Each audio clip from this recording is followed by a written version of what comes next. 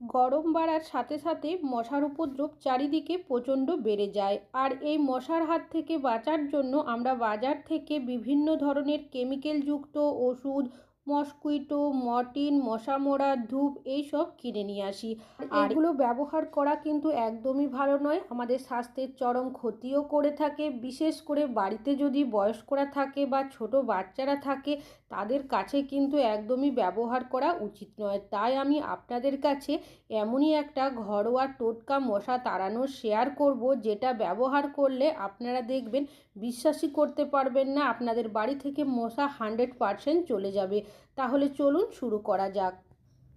আমি এখানে নিয়েছি নিম পাতা।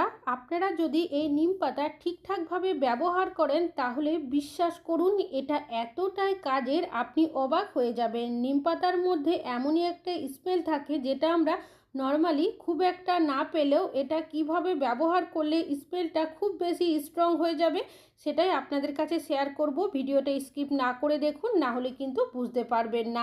আর এটার মধ্যে যে শুধু নিম পাতাই ব্যবহার করব তা কিন্তু নয়, বাড়িতে থাকা আরও এক দুটো উপকরণ মিশিয়ে এই গন্ধটা এতটাই পাওয়ারফুল হয়ে যাবে সেটা মানুষ সহ্য করে নিলেও কোনো মশা পোকা মাকড় কোনো কিছু সহ্য করতে পারবে না।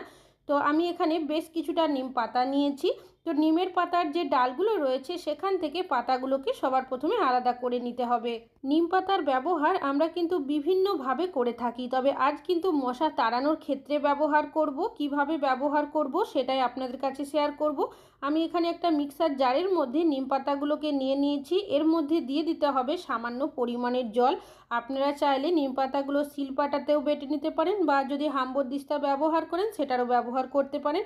তো আমি দুবার মতো ঘুরিয়ে নিয়েছি, একদম যে মিহি পেস্ট করতে হবে তা কিন্তু নয়। তো এবার এই যে মিশ্রণটা তৈরি হলো সেটাকে একটা কন্টেনারের মধ্যে ঢেলে নিচ্ছি। এমন পাত্রের ব্যবহার করবেন যেগুলো কিন্তু কোনো খাবার কাজে ব্যবহার করেন না। তার জারের মধ্যে যেহেতু কিছুটা নিম পাতা লেগে রয়েছে তাই এর মধ্যেই আমি 1 বাটি পরিমাণের জল দিয়ে দিচ্ছি। এবার জারটাকে এভাবে একটু ঘুরিয়ে নেব, সাইডে যেটুকু লেগে রয়েছে যাতে জলের সাথে মিশে যায়। এবার কন্টেনারের মধ্যে আমি জলটাকে দিয়ে রেখে দেব 5 মিনিটের জন্য। 5 মিনিট এইভাবে রাখলে কি হবে, নিম পাতার যে গন্ধটা সেটা কিন্তু সহজেই বেরিয়ে আসবে।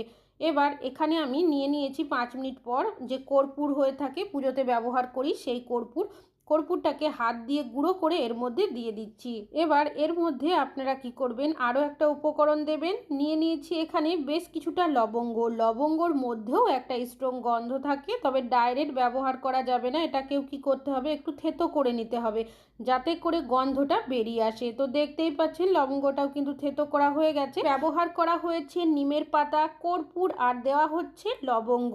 এগুলোর প্রত্যেকেরই কিন্তু নিজস্ব একটা স্ট্রং গন্ধ থাকে। যখন এগুলো একসাথে মিশে যাবে এর গন্ধটা এতটাই পাওয়ারফুল হয়ে যাবে আপনারা বিশ্বাসই করতে পারবেন না। বাড়িতে যদি একবার ব্যবহার করেন আপনাদের বাড়িতে একটাও মশা কিন্তু থাকবে না, 100% এটা রেজাল্ট দেবে। আপনারা একবার ব্যবহার করলেই বুঝতে পারবেন কতটা উপকারী এই মিশ্রণটা। তবে এইভাবে কিন্তু ব্যবহার করবেন না, সবার প্রথমে মিশিয়ে আপনারা 30 মিনিটের মতো রেখে দেবেন। এতে করে কি হবে, এই প্রত্যেকটা জিনিস কিন্তু মিশে গন্ধটা আরও বেশি পাওয়ারফুল তৈরি হয়ে যাবে। 30 মিনিট পর আরও একবার আপনারা এটাকে ভালোভাবে মিশিয়ে নেবেন। তারপর একটা পাত্র আর পুরনো ছাঁকনি নিয়ে নেবেন, সেটার সাহায্যে এটাকে ছেঁকে নেবেন।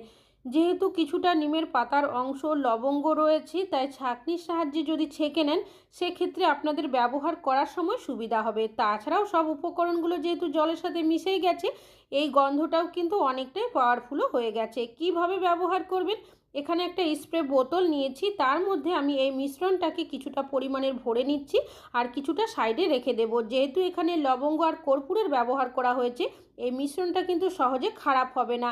আপনারা এইভাবে একবার যদি মিশ্রণ বানিয়ে রেখে দেন 2 সপ্তাহ পর্যন্ত কিন্তু ব্যবহার করতে পারবেন। রোজ যে ব্যবহার করতে হবে তা কিন্তু নয়, সপ্তাহে আপনারা 2বার কিন্তু ব্যবহার করতেই পারেন।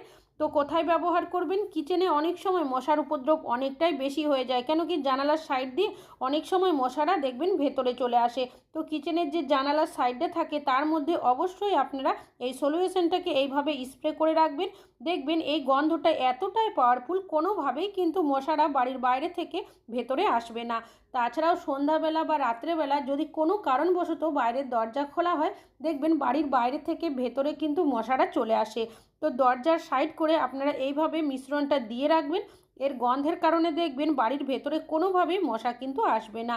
আমরা অনেকেই গাছপালা লাগাতে পছন্দ করি, যেহেতু মাটিটা ভিজে থাকে দেখবেন সেই জায়গাতেও কিন্তু অনেক সময় মশারা বসে থাকে।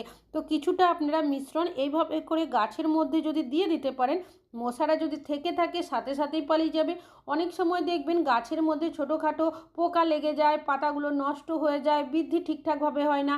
এই মিশ্রণটা ব্যবহার করলে সেই সমস্যারও সমাধান হয়ে যাবে। তাছাড়াও জলের নালি বা ড্রেন থাকলে তার মধ্যেও আপনারা কিন্তু কিছুটা পরিমাণে সলিউশন এইভাবে স্প্রে করে রাখবেন, দেখবেন মশারা কিন্তু কোনোভাবে এই জায়গাগুলোতেও থাকবে না। তাছাড়াও আর যেখানে যেখানে মশা থাকতে পারে বলে মনে হয়, সলিউশনটা অবশ্যই সেই জায়গাগুলোতে ব্যবহার করবেন। অনেক সময় দরজার কোণার মধ্যেও মশারা লুকিয়ে বসে থাকে, কিছুটা সলিউশন দরজার কোণার সাইডেও অবশ্যই আপনারা এইভাবে দিয়ে রাখবেন, তাহলে দেখবেন এই জায়গাতেও কিন্তু মশা কোনোভাবেই থাকবে না। তাছাড়াও টয়লেটের মধ্যেও কিন্তু মশার উপদ্রব প্রচণ্ড থাকে, তো কিছুটা সলিউশন আপনারা টয়লেটের মধ্যেও অবশ্যই ব্যবহার করবেন। এইভাবে মাঝে মধ্যে ব্যবহার করলেই দেখবেন আপনাদের কিন্তু আর কোনো রকমের কেমিক্যালযুক্ত সলিউশন, কয়েল বা আর অন্যান্য কোনো কিছুই ব্যবহার করতেই হবে না। এতটা কার্যকারী এই সলিউশনটা। আশা করছি আপনাদের মশা তাড়ানোর টিপসটা কাজে আসবে। ভালো লাগলে লাইক করবেন। আজকে এখানেই শেষ করছি।